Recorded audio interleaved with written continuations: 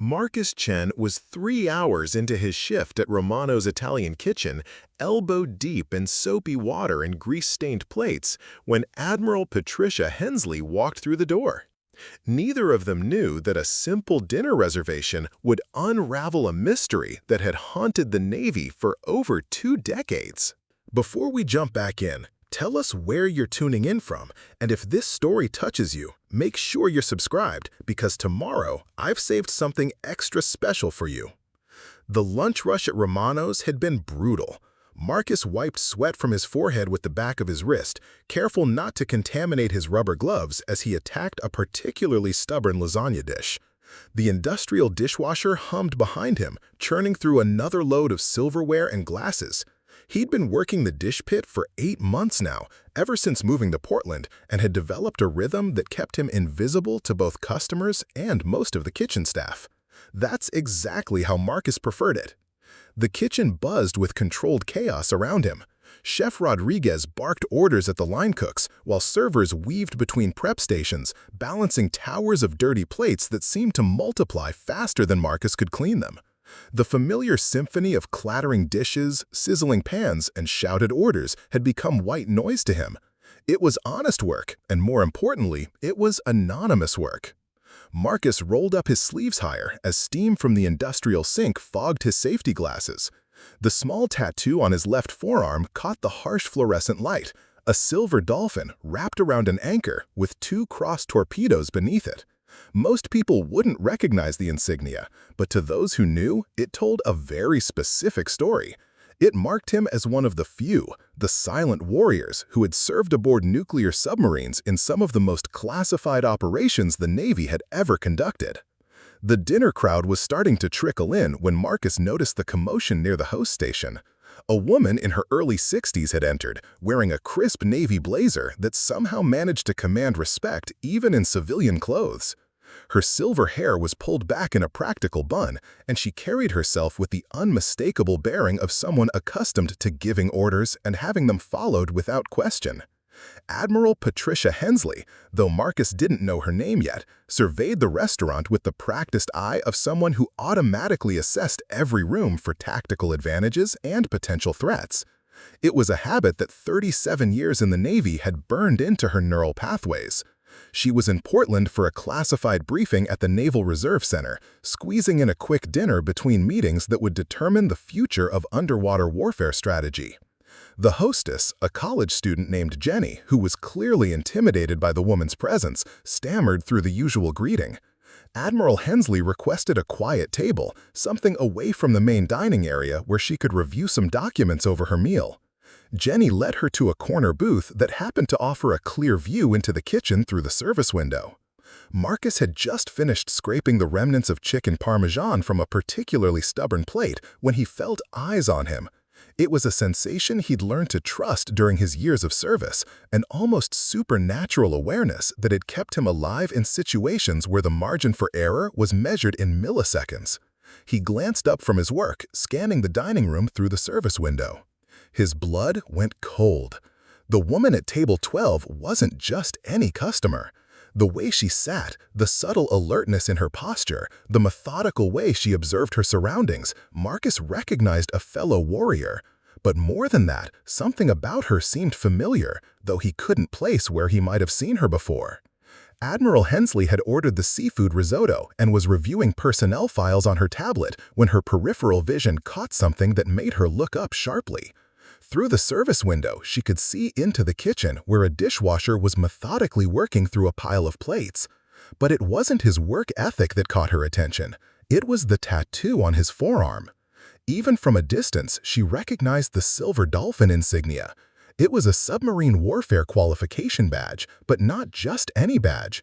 The specific design, with the crossed torpedoes beneath the dolphin and anchor, was reserved for personnel who had served on the most classified submarine operations. She had personally approved some of the missions that earned men the right to wear that particular insignia. What made her heart race wasn't just seeing the tattoo in a random Italian restaurant in Portland. It was the fact that she recognized the arm it was on. 22 years ago, Admiral Hensley had been a captain, serving as the liaison between Submarine Command and a joint operation so classified that even today, most of the files remain sealed. The mission, codenamed Operation Silent Thunder, had involved infiltrating foreign waters to gather intelligence that would prevent what intelligence analysts believed was an imminent nuclear threat. The operation had gone catastrophically wrong. Of the 12 submariners who had volunteered for the most dangerous part of the mission, a nighttime infiltration using experimental stealth technology, only 3 had made it back. The official report listed 9 men as missing in action, presumed dead. The families were told their loved ones had died in a training accident. The truth was buried so deep that even Admiral Hensley, despite her security clearance, had never learned the full details of what went wrong. But she remembered the names of the 3 survivors. She remembered their faces from the debriefing sessions, and she remembered the tattoos they had earned for completing the mission despite impossible odds. Marcus Chen had been 26 years old then, a sonar technician whose quick thinking and expertise in underwater acoustics had saved the lives of his 2 surviving teammates. The last time Admiral Hensley had seen him, he was being escorted to a classified medical facility for treatment of injuries sustained during the mission. Then, like all personnel involved in Operation Silent Thunder, he had simply vanished from official records. Now, 22 years later, he was washing dishes in a Portland restaurant. Admiral Hensley's mind raced through the possibilities. Protocol dictated that she should report the sighting immediately. Personnel from Silent Thunder weren't supposed to surface in civilian life without going through proper channels. The psychological evaluations alone should have prevented any of the survivors from taking civilian jobs that put them in contact with the general public. Unless something had gone very, very wrong with the program. She watched Marcus work, noting how his movements were efficient but careful, how he kept his head down and avoided eye contact with the kitchen staff. This wasn't the behavior of a man enjoying civilian life after honorable service. This was the behavior of someone hiding. The risotto arrived, but Admiral Hensley barely tasted it. Her appetite had vanished the moment she recognized Marcus Chen. She had spent 2 decades wondering what had happened to the Silent Thunder survivors, assuming they had been relocated and given new identities as part of standard protocol for personnel involved in operations of that classification level. Seeing Marcus washing dishes suggested that either the protocol had failed or something much darker had occurred. She pulled out her secure phone and scrolled through her contacts until she found the number for Captain Williams, the current head of submarine personnel security. Her finger hovered over the call button for several long minutes. Making this call would set wheels in motion that couldn't be stopped. It would likely mean the end of whatever life Marcus had built for himself in Portland. But if he was here, working under what appeared to be his real name, in a job that required no background checks, it meant that the most classified submarine operation in modern Navy history had a loose end that someone needed to address. Admiral Hensley looked up at Marcus again, watching him scrub another plate with methodical precision. She noticed how he kept glancing toward the exits, how he positioned himself to have a clear view of anyone approaching the dish pit. Even after 22 years, he was still operating with the hypervigilance of a man who expected danger. That's when she made her decision. Admiral Hensley stood from her table and walked toward the hostess station, her mind already formulating a plan. She couldn't simply approach Marcus directly, not in a public restaurant where anyone could overhear. The security implications were too significant. Instead, she needed to orchestrate a private conversation that wouldn't raise suspicions among the restaurant staff or other customers. "Excuse me," she said to Jenny, who was organizing menus behind the hostess stand. "I'm wondering if I could speak with your manager about possibly hosting a small private event here next week." Jenny brightened at the prospect of additional business. "Of course, let me get Mr. Torino for you. He's the owner." Within minutes, Vincent Torino emerged from his office, a heavy-set man in his 50s with flour-dusted hands and a warm smile that had charmed customers for over 2 decades. He greeted Admiral Hensley with the enthusiasm of someone who genuinely loved his restaurant and took pride in every aspect of its operation. "You're interested in a private event?" Torino asked, gesturing for her to sit at a nearby table. "We'd be delighted to accommodate you. What kind of gathering are you planning?" Admiral Hensley launched into an improvised story about organizing a small reunion for retired military personnel visiting Portland. As she spoke, she kept one eye on the kitchen, where Marcus continued his methodical work at the dish station. Her years of strategic thinking kicked in as she developed a plan that would allow her to approach him without creating a scene. "The thing is," she continued, "some of our group have specific dietary requirements due to service-related health issues. Would it be possible for me to speak briefly with your kitchen staff about accommodations? I'd like to ensure we can provide proper meals for everyone." Torino nodded enthusiastically. "Absolutely. Chef Rodriguez is excellent with special dietary needs. Let me introduce you." This was exactly what Admiral Hensley had hoped for, a legitimate reason to enter the kitchen and position herself near Marcus without appearing suspicious. As Torino led her through the swinging doors into the bustling kitchen, she felt the familiar rush of adrenaline that accompanied high-stakes operations. Chef Rodriguez, a compact man with graying temples and knife scars on his hands, wiped his palms on his apron before shaking Admiral Hensley's hand. She explained her fictional dietary concerns while subtly maneuvering closer to the dish pit. Marcus had his back to them, focused on scrubbing a large stockpot, but she could see the tension in his shoulders. He was aware of their presence. Preparing and narrating this story took us a lot of time. So if you are enjoying it, subscribe to our channel. It means a lot to us. Now, back to the story. "We can definitely accommodate gluten-free, dairy-free, whatever you need," Chef Rodriguez assured her. "Marcus, bring me dietary restrictions from the office." It was a simple request, but Admiral Hensley noticed how Marcus hesitated for just a fraction of a second before responding. He turned around, and for the first time in 22 years, their eyes met directly. The recognition was instantaneous and mutual. Marcus's face went pale beneath his safety glasses, and his grip tightened on the dish towel in his hands. Admiral Hensley maintained her composure, but she could see the flood of emotions, surprise, fear, confusion, flash across his features. "Of course, Chef," Marcus said, his voice steady despite the turmoil she knew he must be feeling. He removed his gloves and walked toward the office, passing within 3 feet of Admiral Hensley. As he moved past her, she spoke in a voice so low that only he could hear. "Table 12, 15 minutes after your shift ends. We need to talk." Marcus didn't acknowledge her words, but she saw his jaw clench slightly. He retrieved the binder and handed it to Chef Rodriguez, who began flipping through pages of dietary accommodation procedures. Admiral Hensley spent another 10 minutes discussing menu options with the chef, all while maintaining peripheral awareness of Marcus's movements. He had returned to his station, but was working with noticeable agitation. His efficient rhythm was broken, and he kept glancing at the clock on the wall.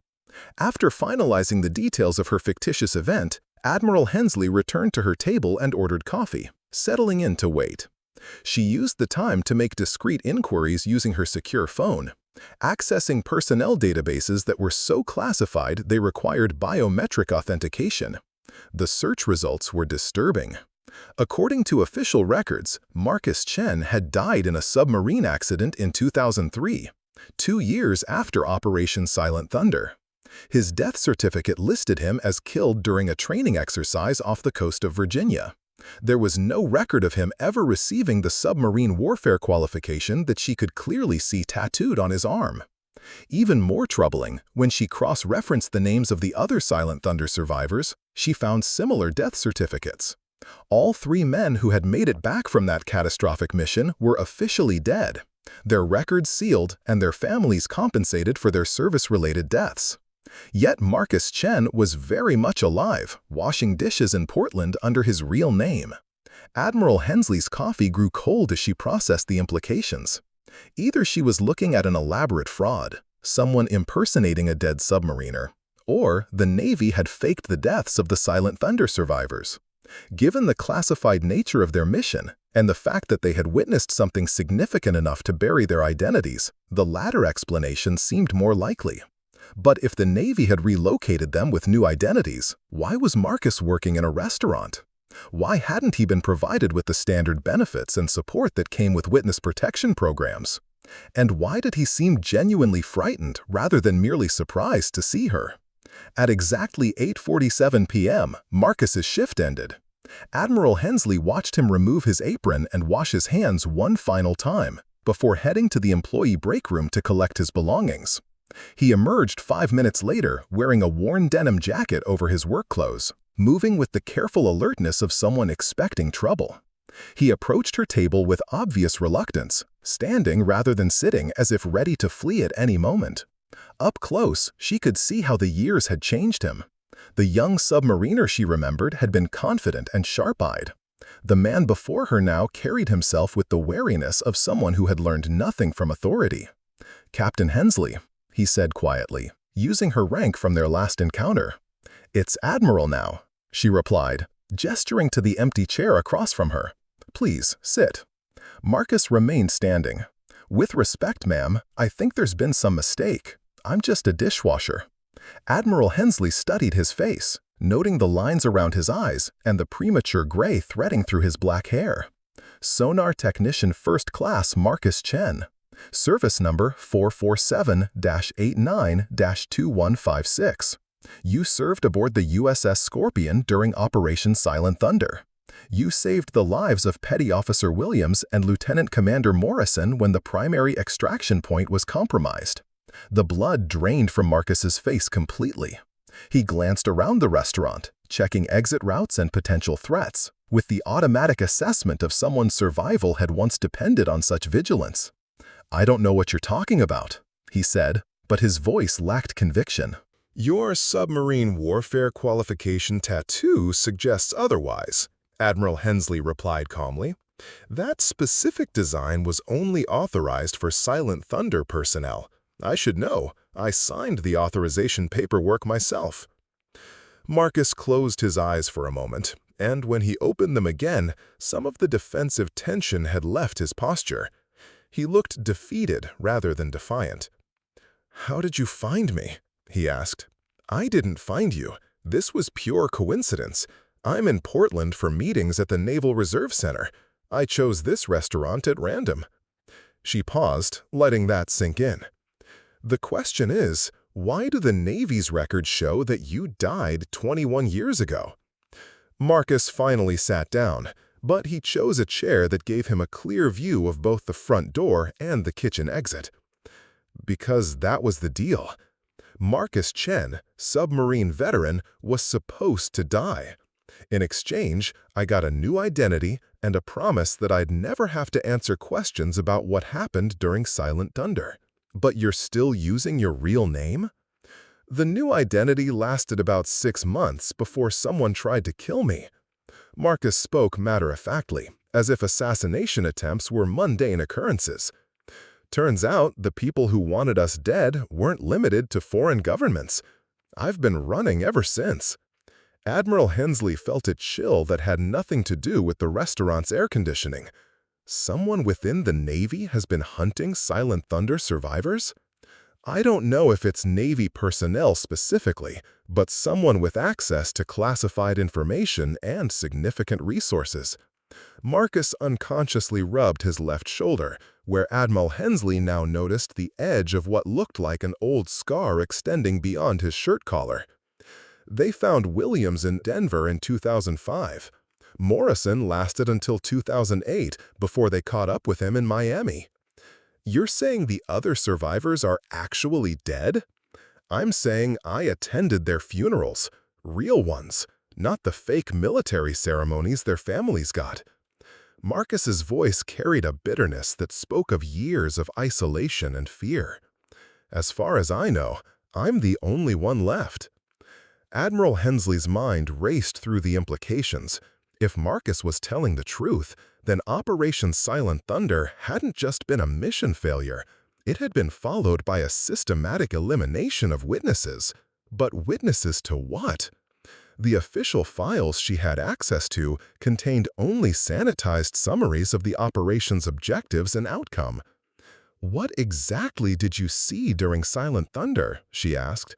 "What happened that was worth killing 3 decorated submariners to keep secret?" Marcus was quiet for so long that Admiral Hensley wondered if he was going to answer at all.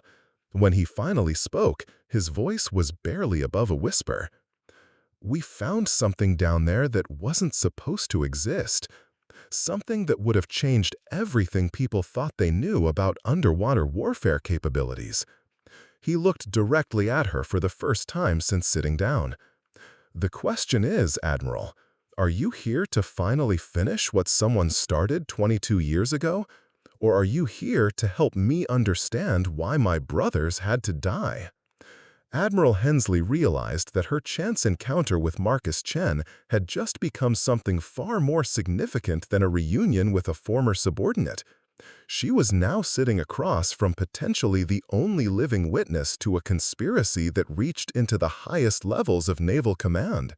"I'm here," she said carefully, "to learn the truth." Marcus studied her face for several long moments, apparently weighing his options. Finally, he reached into his jacket pocket and withdrew a small, weathered notebook. The weathered notebook Marcus placed on the table looked innocuous enough. Black leather cover, worn smooth by years of handling, edges frayed from constant use. But Admiral Hensley could see the careful way he positioned it, keeping one hand protectively near it while scanning the restaurant to ensure no one was close enough to observe their conversation. "Not here," Marcus said quietly. "Too many ears, too many phones that could be recording. If you really want to know what happened, we need somewhere private." Admiral Hensley nodded, understanding the security concerns that came with handling classified information in public spaces. "My hotel has a business center that should be empty this time of night. Private, secure, and we can speak freely." "No." Marcus's response was immediate and firm. "Hotels keep records, security cameras, keycard logs. Too easy to trace." He paused, thinking. "There's a 24-hour laundromat on Burnside Street, about 6 blocks from here. Fluorescent lighting makes most surveillance equipment useless, and the ambient noise from the machines will mask our conversation." The choice of location struck Admiral Hensley as both paranoid and brilliant. The kind of tactical thinking that had kept him alive for over 20 years while his fellow survivors had been systematically eliminated. She agreed to meet him there in 30 minutes, giving them both time to ensure they weren't being followed. Admiral Hensley paid her bill and left through the front entrance, walking casually to her rental car while mentally cataloging every person and vehicle in the vicinity. Her training in counterintelligence, dormant for years behind a desk job, came flooding back as she executed a surveillance detection route through Portland's downtown streets. She took random turns, doubled back through parking garages, and made unnecessary stops at convenience stores, all standard procedures for detecting hostile surveillance.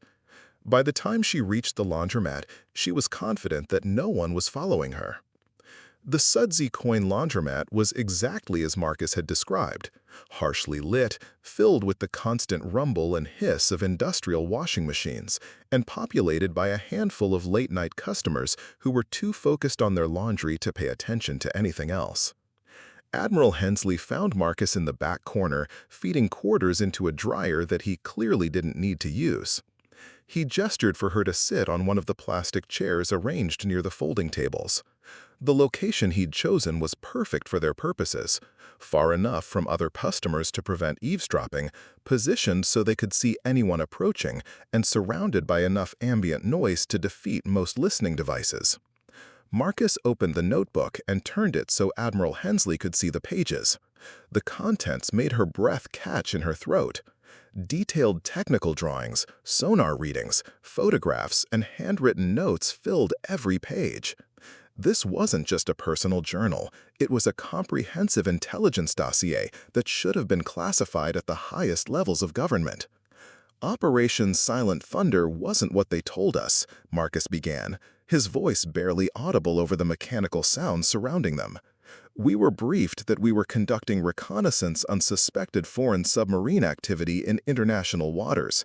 Standard intelligence gathering, with the added wrinkle of testing some new stealth technology." He flipped to a page containing what appeared to be sonar readings, wavy lines and technical annotations that meant nothing to Admiral Hensley, but had obviously been meticulously recorded. The reality was completely different. We weren't tracking foreign submarines. We were investigating something that had been detected by deep-sea mining survey equipment 6 months earlier, something that didn't match any known vessel configuration in any Navy's inventory. Admiral Hensley studied the sonar readings, trying to make sense of the technical data. What kind of something? Marcus turned several pages, revealing photographs that were grainy and difficult to interpret, but clearly showed some kind of metallic structure on the ocean floor. The images had been taken through a periscope or underwater camera system, and despite their poor quality, the object's artificial nature was unmistakable. "A submarine," Marcus said simply, "but not like any submarine ever built by human beings." The implications of that statement hit Admiral Hensley like a physical blow. She stared at the photographs, trying to process what Marcus was suggesting. "You're saying you found evidence of extraterrestrial technology?" "I'm saying we found a vessel that utilized propulsion and materials technology that was decades, maybe centuries, ahead of anything in existence at the time. The hull design, the power source, the way it moved through the water without creating any thermal signature or acoustic disturbance, it defied everything we knew about underwater physics." Marcus flipped to another section of the notebook, revealing more technical drawings and calculations. Admiral Hensley could see that these weren't the work of a panicked imagination. They were precise, detailed observations recorded by someone with advanced technical knowledge. The USS Nightshade was equipped with experimental deep-sea exploration gear specifically for this mission. We were told it was for photographing foreign submarine technology, but the equipment was actually designed to conduct detailed analysis of the artifact. The Navy had been planning this operation for months, maybe years. If this is true, why hasn't any of this information been declassified?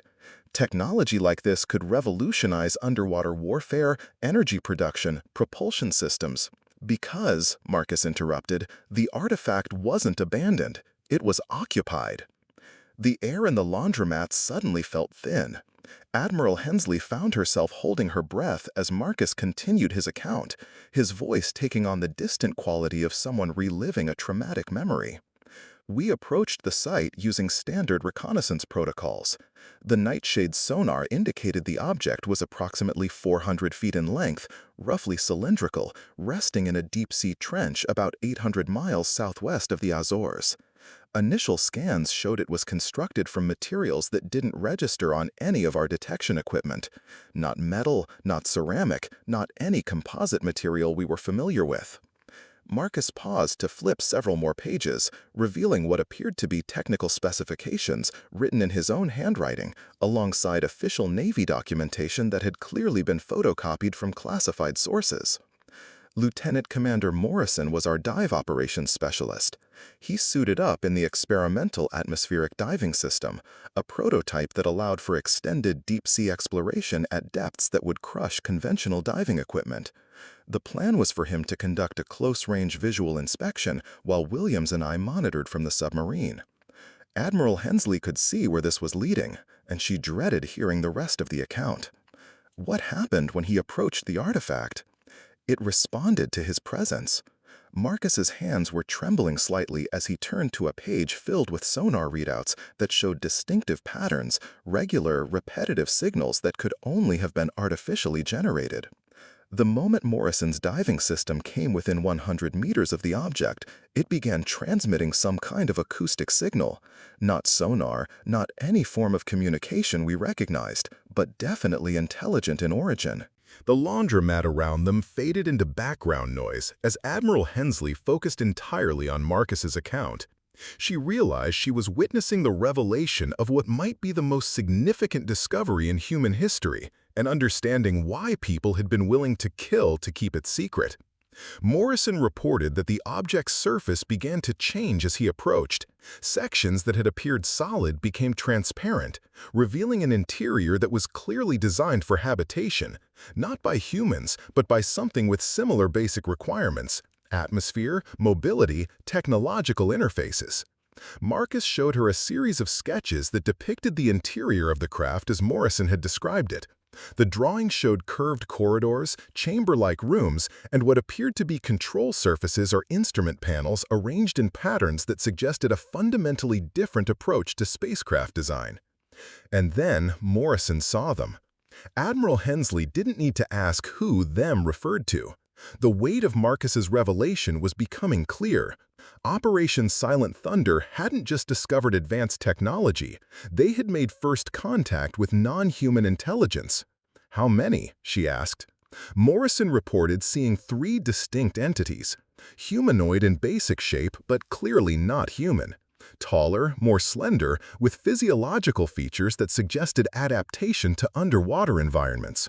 They appeared to be aware of his presence and were observing him as intently as he was observing them. The notebook contained more sketches, these depicting the beings Morrison had encountered. The drawing showed elongated figures with large eyes adapted for low light conditions, breathing apparatus that seemed to be integrated into their physiology, and hands with additional digits that appeared designed for manipulating complex technological interfaces. Morrison was in contact with us throughout the encounter. He reported that the beings seemed curious rather than hostile, making gestures that he interpreted as attempts at communication. The acoustic signals the craft was transmitting became more complex, almost like they were trying to establish some kind of linguistic pattern. Admiral Hensley realized her heart was racing. Everything Marcus was describing would explain why the operation had been classified beyond normal levels, why the survivors had been eliminated, and why the Navy had gone to extraordinary lengths to bury any evidence of the encounter. "What happened next?" she asked, though part of her didn't want to know. Marcus's expression darkened, and when he spoke again, his voice carried the weight of survivor's guilt that had haunted him for over 2 decades. "Someone made the decision to weaponize the contact. Without Morrison's knowledge, without consulting the submarine crew, someone gave the order to deploy an experimental torpedoing system designed to capture the craft intact. They wanted to take the beings and their technology by force." The pieces of the puzzle were falling into place for Admiral Hensley. The catastrophic mission failure, the deaths of team members, the systematic elimination of witnesses. It all made sense in the context of a first contact scenario that had been turned into an act of aggression. "What happened next?" she asked, though part of her didn't want to know. Marcus's expression darkened, and when he spoke again, his voice carried the weight of survivor's guilt that had haunted him for over 2 decades. "Someone made the decision to weaponize the contact. Without Morrison's knowledge, without consulting the submarine crew, someone gave the order to deploy an experimental torpedoing system designed to capture the craft intact. They wanted to take the beings and their technology by force." The pieces of the puzzle were falling into place for Admiral Hensley. The catastrophic mission failure, the deaths of team members, the systematic elimination of witnesses. It all made sense in the context of a first contact scenario that had been turned into an act of aggression. "What happened next?" she asked, though part of her didn't want to know. Marcus's expression darkened, and when he spoke again, his voice carried the weight of survivor's guilt that had haunted him for over 2 decades. "Someone made the decision to weaponize the contact. Without Morrison's knowledge, without consulting the submarine crew, someone gave the order to deploy an experimental torpedoing system designed to capture the craft intact. They wanted to take the beings and their technology by force." The pieces of the puzzle were falling into place for Admiral Hensley. The catastrophic mission failure, the deaths of team members, the systematic elimination of witnesses. It all made sense in the context of a first contact scenario that had been turned into an act of aggression. "What happened next?" she asked. "The beings detected the weapons deployment before our torpedoes could reach their craft. Their response was immediate and devastating. They didn't attack the Nightshade directly, but they demonstrated technological capabilities that made it clear they could have destroyed us effortlessly if they had chosen to do so." Marcus flipped to the final section of the notebook, which contained what appeared to be damage assessment reports and casualty lists. The clinical language of military documentation couldn't hide the scope of what had occurred. They disabled our weapons systems, our navigation, our communications, all without causing any physical damage to the submarine or harm to the crew. It was like they reached into our technology and simply turned it off. Then they transmitted one final acoustic signal before their craft disappeared. Disappeared how? It didn't move through the water like any submarine we'd ever seen. There was no propulsion signature, no wake, no thermal disturbance. One moment it was there on sonar, the next moment the ocean floor was empty, as if it had never existed. Admiral Hensley stared at the notebook, trying to process the full implications of what Marcus had revealed. And the mission casualties? Occurred during the emergency surface procedure. When the nightshade systems were disabled, we lost depth control and life support. 9 men died during the uncontrolled ascent. Decompression injuries, equipment failures, panic-induced accidents. Morrison, Williams, and I survived only because we were in a sealed compartment that maintained pressure integrity. The truth about Operation Silent Thunder was more extraordinary and more terrifying than Admiral Hensley could have imagined. The Navy had not only made contact with non-human intelligence, but had immediately attempted to weaponize that contact, resulting in a demonstration of technological superiority that could have ended human civilization if the beings had chosen to respond with force rather than restraint. "Who gave the order to deploy weapons?" she asked. Marcus closed the notebook and looked directly at her. "That's the question that's kept me alive for 22 years, Admiral, because whoever made that decision has been systematically eliminating everyone who might be able to answer it." Admiral Hensley felt the weight of decades of naval tradition and protocol crashing against the reality of what Marcus had just revealed. Everything she thought she knew about chain of command, military decision-making, and the boundaries of classified operations had just been shattered by the implications of a rogue weapons deployment against non-human intelligence. "You've been carrying this information for 22 years, she said, her voice barely audible over the constant hum of washing machines. "Why haven't you gone public? The scientific implications alone would change everything we understand about life in the universe." Marcus laughed bitterly, the sound devoid of any humor. "Go public to whom? The media that would dismiss me as a delusional veteran suffering from PTSD? The scientific community that would demand evidence I can't provide without exposing myself to assassination? Or perhaps the government agencies that have spent over 2 decades systematically eliminating anyone with knowledge of this incident?" He opened the notebook again, this time to a section Admiral Hensley hadn't seen before. The pages contained newspaper clippings, obituaries, and what appeared to be police reports, all documenting the deaths of people whose names she didn't recognize. "These are the people who tried to help me over the years," Marcus explained. "Dr. Sarah Martinez, a marine biologist at Woods Hole who agreed to analyze some of the acoustic recordings I managed to save. Found dead in her laboratory 6 months later, officially ruled a suicide, despite the fact that she had no history of mental health issues and had just received a major research grant." Admiral Hensley examined the obituary clipping. Dr. Martinez had been a respected scientist with an impeccable reputation, hardly the profile of someone who would take her own life during the peak of her career. Professor James Kellerman, a physicist at MIT who I contacted about the propulsion technology observations, died in a car accident 3 weeks after our first meeting. The accident investigation found that his brake lines had been severed, but the case was closed without finding the perpetrator. The pattern was becoming clear, and it chilled Admiral Hensley to realize how extensive the cover-up operation had been. This wasn't just about eliminating military witnesses, it was about silencing anyone who might be able to analyze or validate the evidence Marcus possessed. David Reynolds, an investigative journalist who was working on a story about unexplained submarine incidents.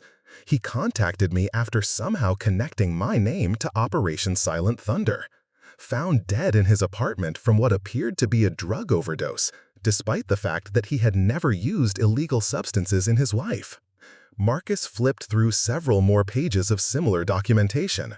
Each death had been made to look accidental or self-inflicted, but the timing and circumstances created a pattern that could only be the result of systematic elimination of potential witnesses and investigators. The message became clear after the first few deaths, Marcus continued.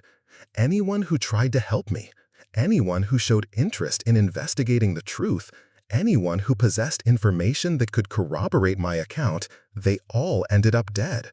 So I stopped reaching out. I stopped trying to expose the truth. I focused on survival.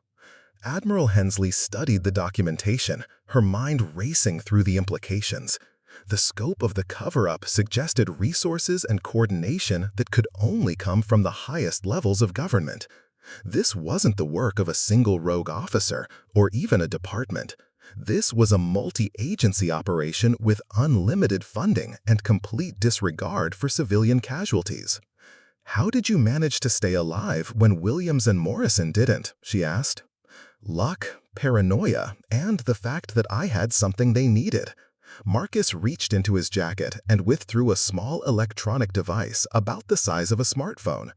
"This is a partial recording of the acoustic transmissions from the alien craft. I managed to save it from the Nightshade's databanks before the official debriefing." The device looked like a modified military communications unit, its surface scarred and worn from years of handling. Admiral Hensley could see that it had been repeatedly modified and upgraded with additional components that suggested Marcus had significant technical expertise. The transmissions contain mathematical patterns, frequency modulations, and harmonic structures that clearly indicate intelligent communication. Any qualified acoustics expert or linguist could analyze this data and confirm that it represents an attempt at establishing communication protocols with a non-human intelligence. Admiral Hensley realized she was looking at potentially the most significant piece of evidence in human history, proof of intelligent extraterrestrial life and attempted communication with humanity. The fact that Marcus had managed to preserve this data for over 20 years was nothing short of miraculous.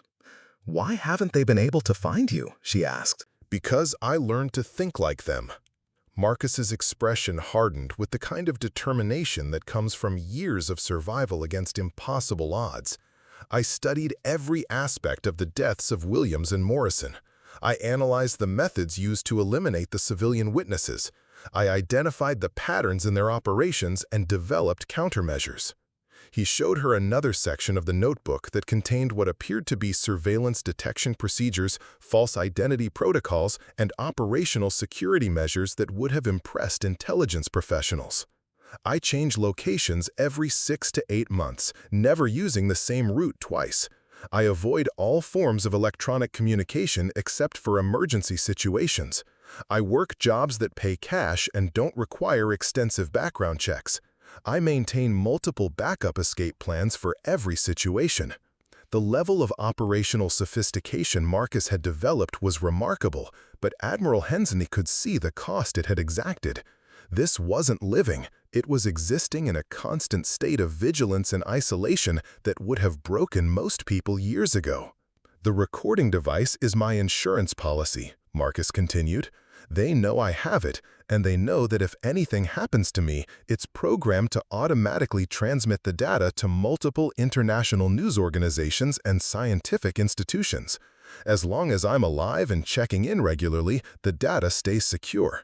If I disappear or die, the truth comes out." Admiral Hensley felt a mixture of admiration and horror at the sophistication of the cat-and-mouse game that had been playing out for over 20 years. Marcus had essentially held the entire cover-up operation hostage with the threat of post-mortem disclosure. "That's why you're still alive," she realized. "They can't kill you without risking exposure of everything they've worked to hide." "Exactly. But it's also why I can never have a normal life, never form lasting relationships, never stay in one place long enough to feel safe. I'm trapped in a perpetual stalemate with people who have unlimited resources and no moral constraints." The conversation was interrupted by the arrival of another customer, a middle-aged woman who began loading clothes into a nearby washing machine. Marcus immediately tensed, his hand moving instinctively toward what Admiral Hensley now realized was probably a concealed weapon. Even after confirming that the woman posed no threat, he remained alert and ready to flee at a moment's notice. "There's something else," Marcus said once the woman had moved to the other side of the laundromat. "The acoustic recordings aren't just evidence of communication attempts. I've been analyzing them for 22 years, and I've identified recurring patterns that suggest the transmissions contained specific information." He activated the recording device, adjusting the volume to a level that would be audible only to them. The sound that emerged was unlike anything Admiral Hensley had ever heard. Complex harmonics that seemed to shift and evolve in patterns that were clearly artificial but fundamentally alien in their structure. The mathematical relationships embedded in these transmissions are incredibly sophisticated, Marcus explained. They contain prime number sequences, geometric progressions, and what appears to be three-dimensional mapping data.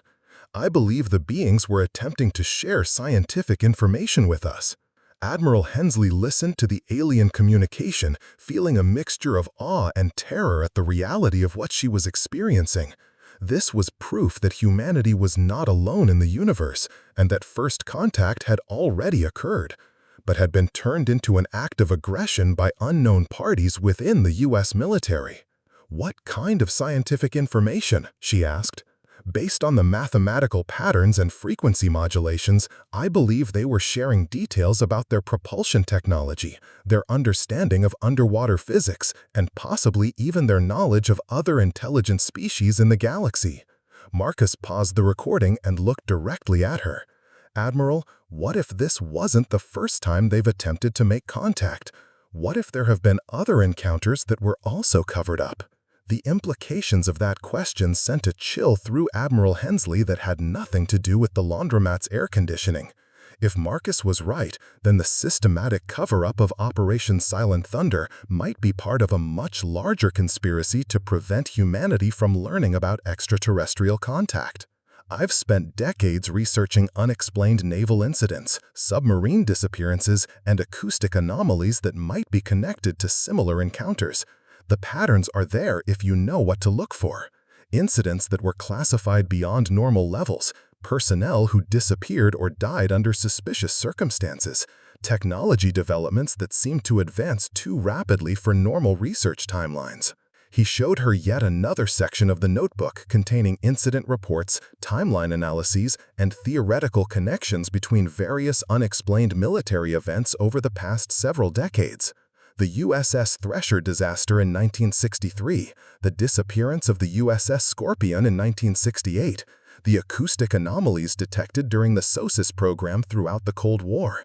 What if these weren't accidents or equipment failures? What if there were additional contact events that were weaponized and covered up? Admiral Hensley felt the foundation of everything she thought she knew about naval history shifting beneath her feet. If Marcus's theories were correct, then the U.S. Navy had been engaged in an undeclared war against extraterrestrial intelligence for decades, with each encounter resulting in casualties and cover-ups that prevented humanity from learning about the existence of other intelligent species. "You're suggesting a conspiracy that spans multiple decades and involves thousands of people," she said. "I'm suggesting a conspiracy that involves a very small number of people with access to unlimited resources and the ability to eliminate anyone who threatens their operations," Marcus corrected. "The vast majority of military personnel, government officials, and civilian scientists have no knowledge of these events. The cover-up is compartmentalized to the point where even high-ranking officers like yourself are kept in the dark." The truth of that statement hit Admiral Hensley like a physical blow. Despite her decades of service and her high-level security clearances, she had never even suspected that such operations were taking place. The compartmentalization of information was so complete that entire branches of the military could be kept ignorant of the most significant developments in human history. "But now you know," Marcus said quietly. "Which means you have a choice to make, Admiral. You can walk away from this conversation, pretend it never happened, and continue your career without ever acknowledging what you've learned. Or you can help me find out who's been orchestrating these cover-ups and why they believe preventing contact with extraterrestrial intelligence is worth murdering anyone who threatens their secrecy. Admiral Hensley stared at the notebook, the recording device, and the man who had risked everything to preserve evidence of humanity's first contact with alien intelligence. She realized that her accidental encounter with Marcus Chen had thrust her into the middle of the most significant conspiracy in human history. The question was whether she had the courage to pursue the truth, knowing that doing so would likely cost her career and possibly her life. Admiral Hensley's decision came faster than she expected. 24 hours earlier, her biggest concern had been reviewing personnel files for routine submarine assignments. Now she was faced with evidence of the most significant cover-up in human history.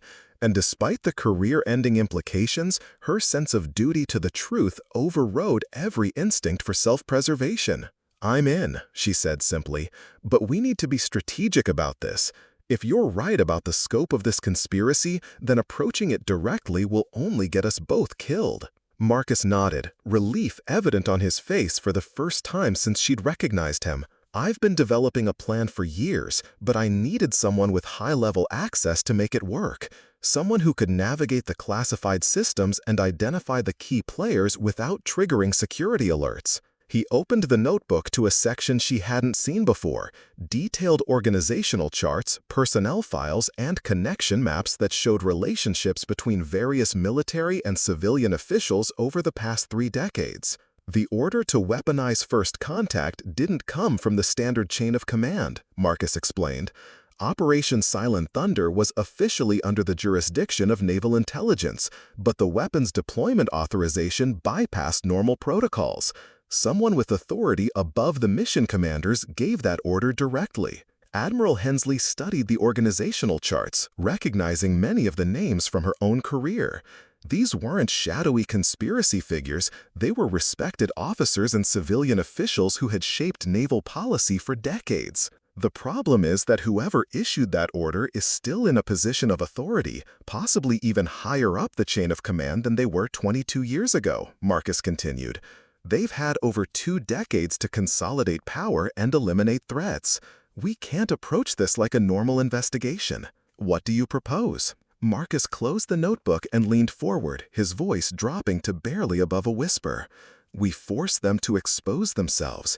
Create a situation where they have to act openly, where their response will reveal their identity and the extent of their network. The plan Marcus outlined was both brilliant and terrifying. Rather than trying to investigate the conspiracy covertly, they would make it appear that Marcus was finally ready to go public with his evidence. They would arrange for him to meet with specific journalists and scientists, each meeting designed to trigger different response patterns from the cover-up organization. The key is controlled exposure, Marcus explained. We leak different pieces of information to different potential contacts, each piece slightly modified so that we can trace how the information flows through their surveillance network. When they move to eliminate specific targets, we'll be able to identify their intelligence sources and operational methods. Admiral Hensley realized they were essentially planning to use themselves as bait in a trap designed to catch predators who had been operating with impunity for decades. This is incredibly dangerous. If they realize what we're doing, they'll kill us both, Marcus finished. But they're going to kill us anyway if we do nothing. At least this way, we have a chance of exposing the truth before we die. Over the next 2 hours, they refined the operational details. Admiral Hensley would use her security clearances to access personnel records and identify potential suspects within the naval hierarchy. Meanwhile, Marcus would begin reaching out to carefully selected journalists and scientists, each contact designed to trigger specific responses from their surveillance network. The first test came sooner than either of them expected. 3 days after their meeting, Admiral Hensley was conducting routine research into Operation Silent Thunder's personnel files when she discovered something that made her blood run cold. The official records had been altered since her last access. Details that should have been immutable, service numbers, assignment dates, casualty reports, had been modified to remove any reference to the actual mission parameters. More disturbing, her access to these files was being logged and monitored in real time. Someone was tracking her research into Silent Thunder, which meant their investigation had already been detected. She contacted Marcus using the emergency protocol they had established, a coded message left at a specific online bulletin board that he checked every 6 hours. The message was simple: "The files are watching back." Marcus's response came 12 hours later. Accelerating timeline, meet at Location 3 tonight. Location 3 was a 24-hour diner on the outskirts of Portland, chosen for its multiple exit routes and the kind of background noise that would defeat most surveillance equipment. Admiral Hensley arrived to find Marcus already there, sitting in a corner booth with clear sightlines to all entrances. "They know we're investigating," he said without preamble. "My apartment was searched sometime yesterday. Professional job, nothing was disturbed, but I had detection measures in place. Someone with high-level skills went through everything I own." Admiral Hensley felt the net closing around them. "My file access is being monitored. Whoever is running this operation has real-time oversight of classified database queries, which means we're out of time for subtlety." Marcus pulled out a different device, a modified smartphone that he had obviously customized for secure communications. "I'm activating the final protocol tonight. Full data transmission to every contact I've developed over the years, plus a dozen major international news organizations." The implications hit Admiral Hensley immediately. "They'll kill you the moment that transmission goes out." "Probably, but they'll also be exposed. The information will be public, the cover-up will collapse, and the truth about extraterrestrial contact will finally be revealed." Marcus met her eyes with a calm determination that spoke of a man who had already accepted his fate. "The question is whether you're willing to help me make sure the transmission succeeds." Admiral Hensley realized this was the moment of final commitment. Everything in her training and experience told her to walk away, to preserve her career and her life by pretending this conversation had never happened. But the weight of the evidence, the magnitude of what had been hidden from humanity, and her fundamental commitment to truth made the choice inevitable. "What do you need me to do?" Marcus outlined the plan with the precision of someone who had been refining it for years.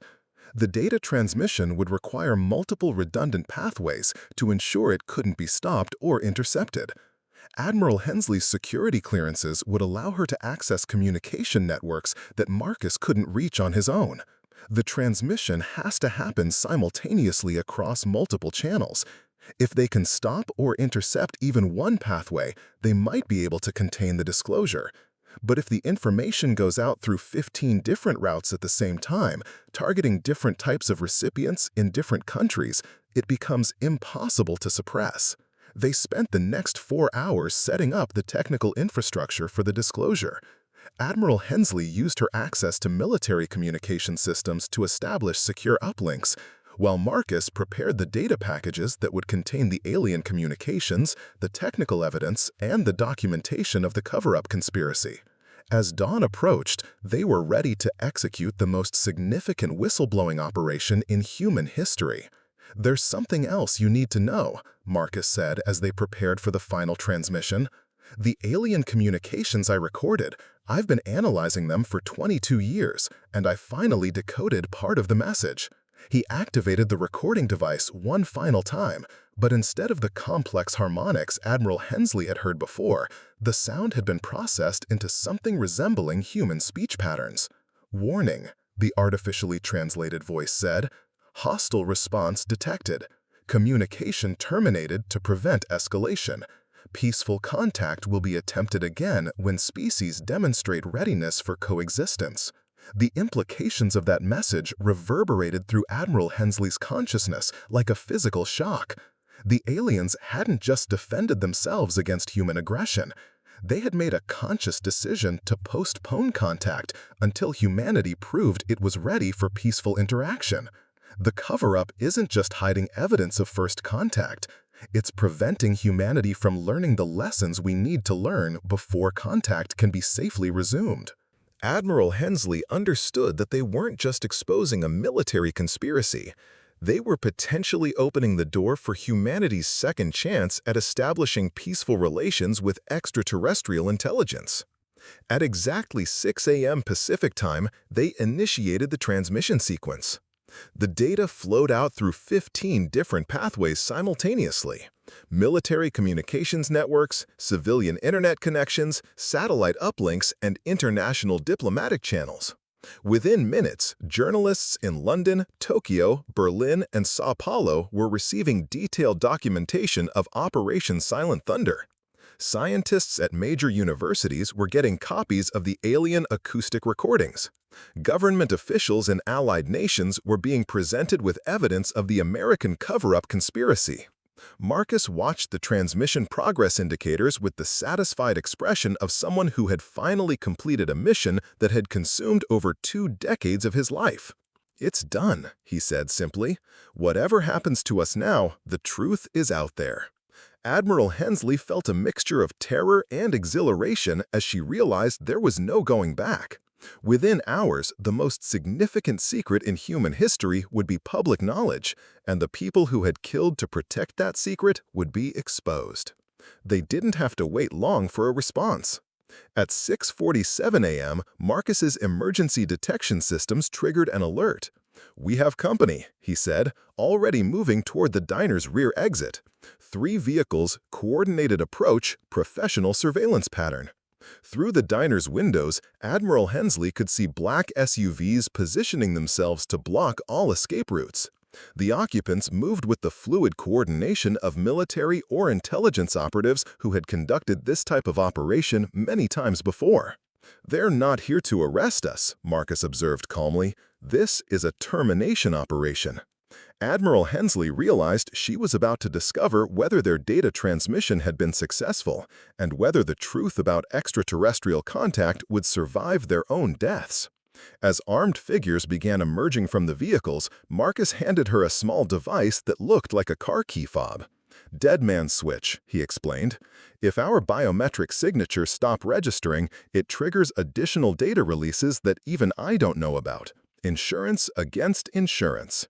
The first shots shattered the diner's front windows, and Admiral Hensley knew that the most significant morning in human history was about to become the last morning of their lives. But as chaos erupted around them, her military-trained mind focused on one crucial fact. The data was already out there, spreading across global communication networks faster than any cover-up operation could contain it. For the first time in 22 years, the truth about humanity's first contact with extraterrestrial intelligence was beyond the reach of those who had killed to keep it secret. Whether Marcus and Admiral Hensley survived the next few minutes, the world would never be the same. The first gunshot shattered more than just the diner's front window. It marked the moment when decades of carefully maintained secrecy exploded into open warfare. Admiral Hensley dove behind the counter as Marcus pulled her toward the kitchen, both of them moving with the trained reflexes of people who had survived combat situations before. "Service tunnel," Marcus shouted over the sound of breaking glass and shouted commands. "Every location I choose has multiple escape routes." He led her through the kitchen's prep area to what appeared to be a maintenance closet, but when he opened the door, it revealed access to the building's underground utility systems. They dropped into a concrete tunnel barely wide enough for a single person, the sounds of pursuit echoing behind them as their attackers discovered the escape route. "How far does this go?" asked, crawling through the cramped space behind Marcus. 3 blocks to a subway access point, but that's not our real destination." Marcus was moving with the confident navigation of someone who had mapped every inch of this route. "We need to reach the backup transmission site before they can activate signal jamming." Admiral Hensley realized that even their escape had been planned as part of the larger operation. Marcus had anticipated that their primary transmission might be interrupted and had prepared secondary systems to ensure the data release would continue regardless of what happened to them personally. They emerged from the tunnel system into a subway maintenance area where Marcus led her through a maze of service corridors that eventually opened into the basement of an abandoned office building.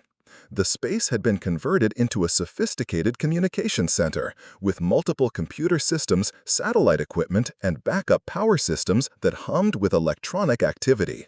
"Welcome to my real insurance," Marcus said, activating several monitors that showed the global progress of their data transmission. The dinner meeting was a decoy. I knew they would track us there eventually, but I needed them to believe that was our primary operational center. The monitors displayed a real-time map of data distribution across multiple continents. News organizations in 17 countries were simultaneously receiving the Operation Silent Thunder files. Scientific institutions were getting copies of the alien communications. Government officials in allied nations were being presented with evidence of the cover-up conspiracy. But most importantly, the information was spreading through civilian internet networks faster than any censorship system could contain it. Social media algorithms are amplifying the distribution, Marcus explained, pointing to exponentially growing numbers on one of the screens. Within 6 hours, copies of this data will exist on millions of personal devices worldwide. No government or organization has the capability to suppress information once it reaches this level of distribution. Admiral Hensley watched in fascination as the most significant disclosure in human history propagated across global communication networks in real time. She could see news websites beginning to post preliminary stories, scientific forums erupting with discussion of the acoustic recordings, and government officials around the world receiving classified briefings about American extraterrestrial contact operations. The response is already beginning, Marcus noted, switching to news feeds from major international outlets.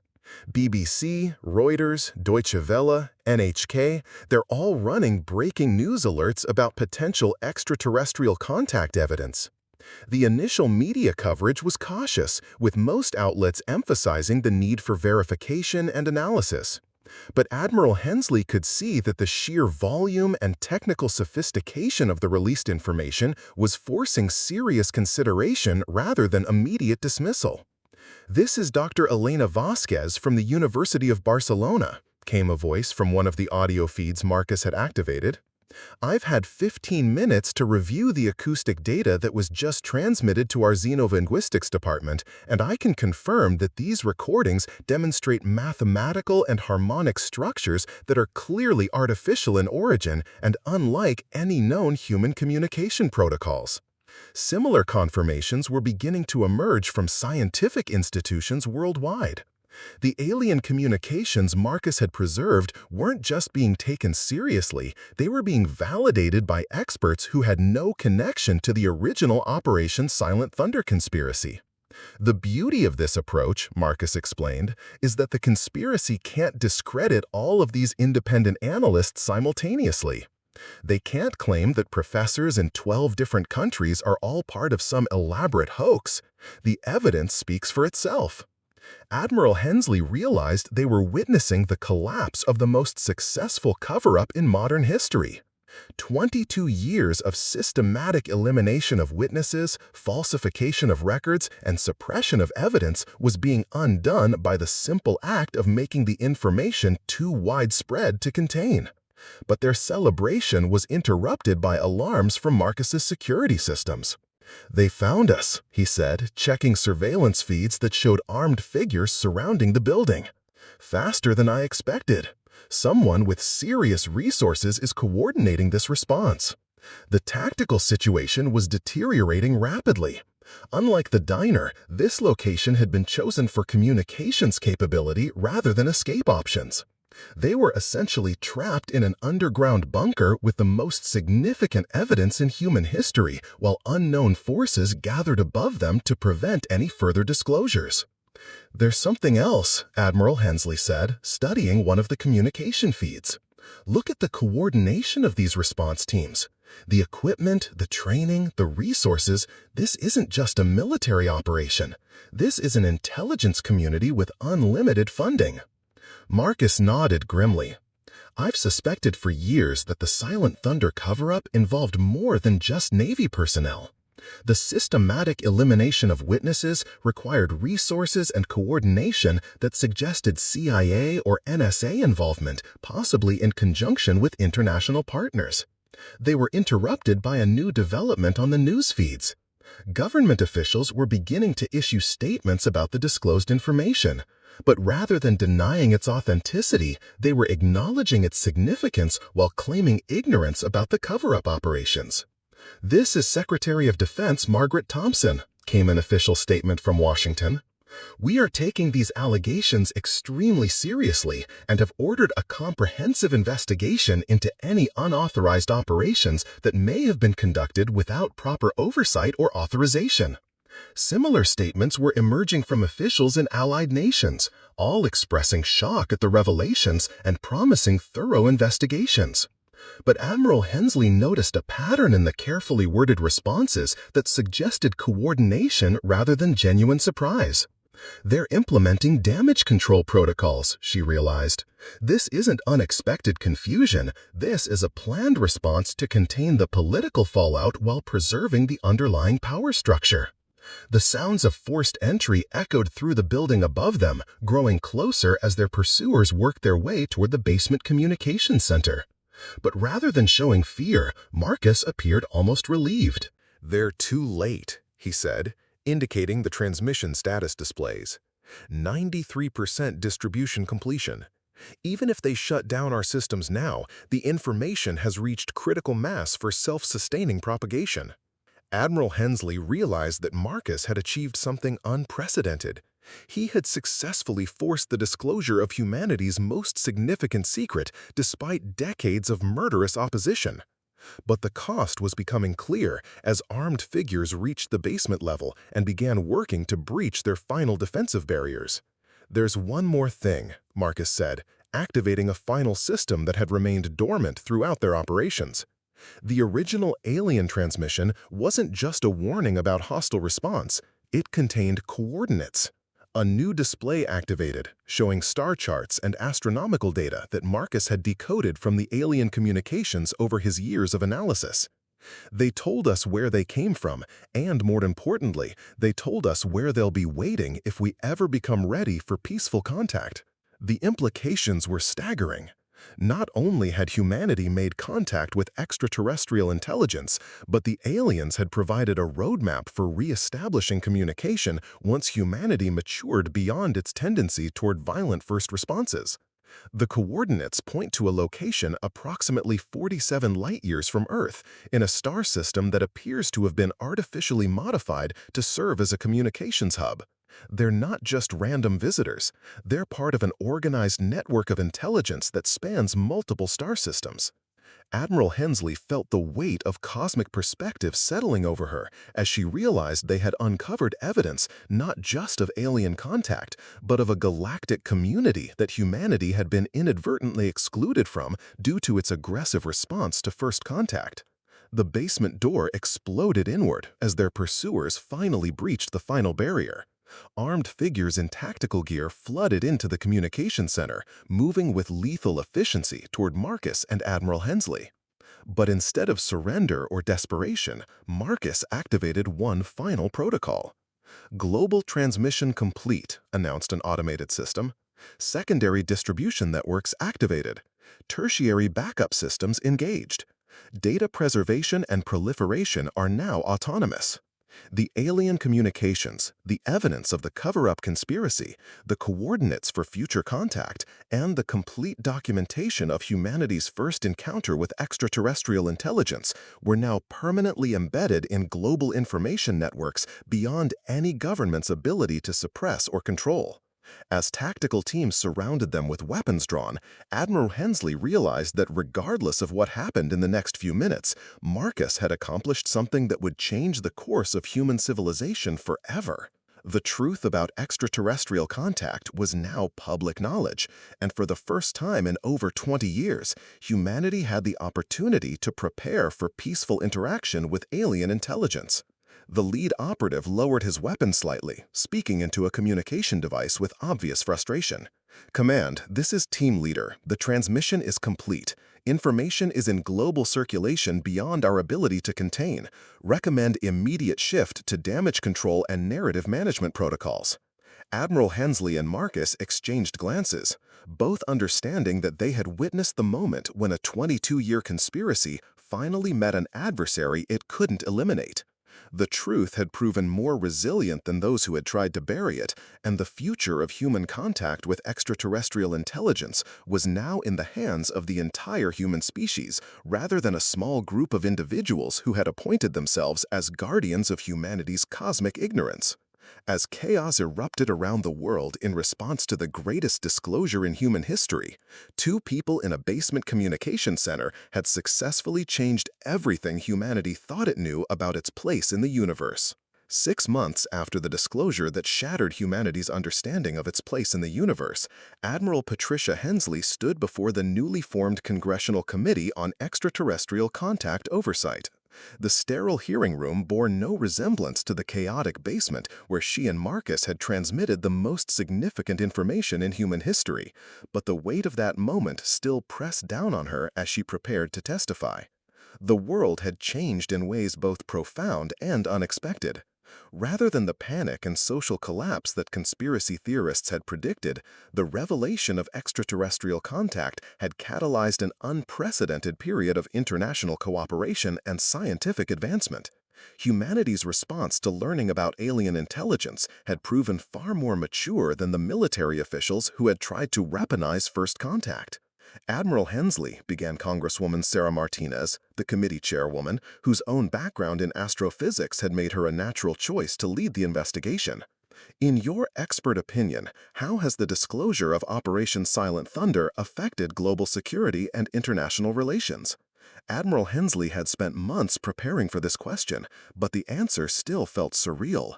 Congresswoman, contrary to the fears that apparently motivated the original cover-up, the disclosure has resulted in enhanced stability rather than chaos. The revelation that humanity faces potential contact with advanced extraterrestrial intelligence has forced nations to reevaluate their priorities and cooperate on challenges that transcend traditional geopolitical boundaries. The hearing room was packed with journalists, scientists, and government officials from around the world. The congressional investigation was being broadcast live in 17 languages, watched by an estimated global audience of over 2 billion people. Humanity's first official discussion of extraterrestrial contact had become the most significant political event in recorded history. Can you elaborate on the international response to the coordinate data that Mr. Chen decoded from the alien transmissions? Asked Congresswoman Robert Hayes, a former military officer whose initial skepticism had gradually given way to cautious acceptance of the evidence. The coordinates have been independently verified by astronomical observatories worldwide, Admiral Hensley replied. The star system they indicate shows clear signs of artificial modification. Orbital mechanics that don't occur naturally, energy signatures consistent with large-scale engineering projects, and communication signals that match the mathematical patterns from the original Silent Thunder recordings. What she didn't mention in her formal testimony was the private briefing she had received from NASA administrators just 2 days earlier. The Hubble Space Telescope had detected structured objects in orbit around the alien coordinates. Clearly artificial constructions that appeared to be designed for interstellar communication. Humanity's first glimpse of confirmed alien architecture was being kept classified while world leaders debated how to announce this additional revelation. The committee turned to Marcus Chen, who had become an unlikely celebrity in the months following the disclosure. His testimony had already revealed details about the systematic elimination of witnesses that had led to criminal investigations in 12 countries. Several high-ranking officials had been arrested, though Admiral Hensley suspected that the individuals being prosecuted were carefully selected scapegoats rather than the actual architects of the conspiracy. Mr. Chen, Congresswoman Martinez continued, you've spent over 2 decades analyzing the alien communications. Based on your research, do you believe extraterrestrial intelligence poses a threat to humanity? Marcus had aged visibly during his months in protective custody, but his voice remained strong and clear. Based on the behavioral patterns demonstrated during the Silent Thunder encounter, I believe the aliens are considerably more advanced than humanity, both technologically and ethically.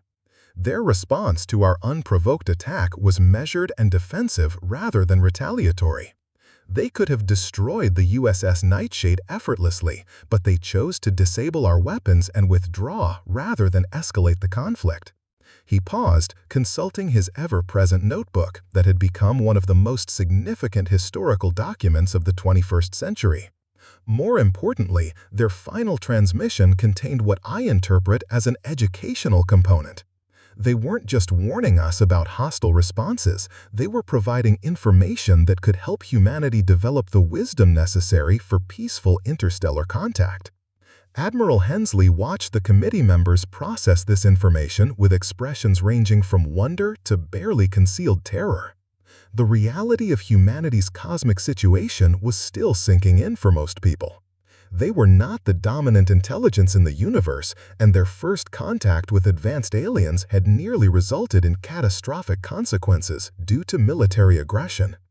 "Admiral," Congresswoman Hayes addressed her again, "what is your assessment of the military officials who ordered the weapons deployment against the alien craft?" This was the question Admiral Hensley had been dreading. Her investigation into the operational chain of command had revealed a web of compartmentalized decision-making that made it nearly impossible to identify the individual responsible for the attack order. The conspiracy had been designed to protect its architects even in the event of exposure. "Congresswoman, my investigation suggests that the order to deploy weapons came from a parallel command structure that operated outside normal military protocols. The authorization bypassed standard chain of command procedures and appears to have originated from a joint military intelligence operation that may have included civilian contractor involvement." What she couldn't say publicly was that her investigation had identified 3 individuals who were likely responsible for the weapons authorization. But all 3 had died in apparent accidents during the months following the disclosure. The conspiracy was still protecting itself, even as it publicly collapsed. The hearing was interrupted by an aide who handed Congresswoman Martinez a tablet computer. The chairwoman's expression shifted from professional calm to barely controlled excitement as she read the message. "Ladies and gentlemen," she announced, "I've just received word that radio telescopes in Australia have detected a new transmission from the coordinates provided by Mr. Chen. The signal appears to be directed specifically to Earth and contains the same mathematical patterns identified in the original Silent Thunder recordings." The hearing room erupted in chaos as journalists and committee members realized they were witnessing history in real time. Humanity was receiving its second communication from extraterrestrial intelligence, and this time the entire world was aware of what was happening. Admiral Hensley felt her heart racing as she processed the implications. The aliens had apparently been monitoring humanity's response to the disclosure of their previous contact. The timing of this new transmission, coinciding with humanity's first official discussion of extraterrestrial contact, could not be coincidental. The transmission is being decoded by the international consortium established specifically for this purpose, Congresswoman Martinez continued. Dr. Elena Vasquez from the University of Barcelona is leading the translation effort in cooperation with linguistics experts from 18 countries. Marcus leaned forward in his chair, his eyes bright with the excitement of someone's life's work was finally being validated on a global scale. "Admiral," he said quietly, "I think they've been waiting for this moment, waiting for humanity to acknowledge the truth publicly and demonstrate our readiness for open communication." Over the next hour, as the committee hearing continued, updates filtered in about the decoding progress. The new transmission was far more complex than the original Silent Thunder recording, containing multiple layers of information that suggested the aliens had spent the intervening decades learning about human communication methods and cultural frameworks. The breakthrough came during Dr. Vasquez's live video testimony to the committee. "The transmission contains 3 distinct components," she announced from her laboratory in Barcelona.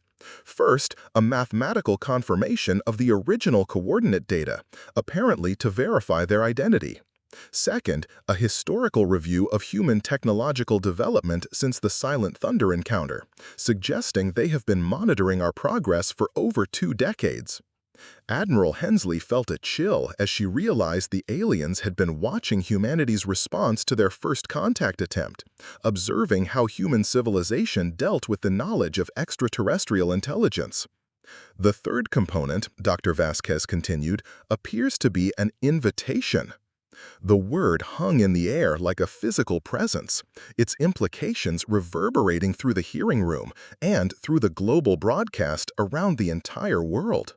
Humanity was being invited to something that would fundamentally change the course of civilization. The mathematical structures suggest coordinates for a meeting location approximately halfway between Earth and their home system, Dr. Vasquez explained. The timing references indicate they are proposing contact in approximately 18 months, which would allow sufficient time for humanity to prepare appropriate responses and establish protocols for peaceful interaction. Admiral Hensley realized that Marcus's 22-year struggle to expose the truth had accomplished far more than revealing a conspiracy. He had given humanity a second chance at first contact, an opportunity to approach extraterrestrial intelligence with wisdom rather than weapons. "Mr. Chen," Congresswoman Martinez addressed him directly, "you've carried this burden for over 2 decades. How do you feel about humanity having this opportunity for peaceful contact?" Marcus was quiet for several long moments, his eyes distant as he contemplated a future he had never been certain would arrive. When he finally spoke, his voice carried the weight of years of isolation and fear, but also the satisfaction of a mission finally completed. "I feel like those 9 men who died during Silent Thunder didn't die for nothing," he said simply. "Their sacrifice taught us what happens when we respond to the unknown with violence. Maybe this time we'll be wise enough to respond with curiosity instead." As the hearing concluded and committee members began discussing the enormous challenges of preparing humanity for interstellar contact, Admiral Hensley reflected on the extraordinary chain of events that had brought them to this moment. A chance encounter in an Italian restaurant had unraveled the most significant conspiracy in human history and opened the door to humanity's cosmic future. The dishwasher who had carried the truth for over 2 decades had finally found his way home to a world ready to listen. And somewhere in the depths of space, advanced alien intelligence was patiently welcoming humanity into a larger community of conscious beings. Marcus Chen closed his notebook for the final time, no longer needing to preserve secrets that had become humanity's greatest hope for the future. The submarine warfare badge tattooed on his arm, the symbol that had started this entire revelation, would now be remembered not as a mark of military service, but as the key that unlocked humanity's place among the stars. 6 months after 2 people in a Portland restaurant had changed the course of human civilization, the species was preparing for its first intentional contact with extraterrestrial intelligence. The future remained uncertain, but for the first time in over 2 decades, it was a future built on truth rather than conspiracy, wisdom rather than fear, and the possibility that humanity might finally be ready to take its place in the cosmic community that had been waiting for them all along. The greatest story in human history had begun not with governments or militaries or scientific institutions, but with a man washing dishes who refused to let the truth remain buried. And in 18 months, when humanity ventured into space to meet its alien neighbors, Marcus Chen's courage would be remembered as the moment when everything changed. Up next, you've got 2 more standout stories right on your screen. If this one hits the mark, you won't want to pass these up. Just click and check them out. And don't forget to subscribe and turn on the notification bell so you don't miss any upload from us.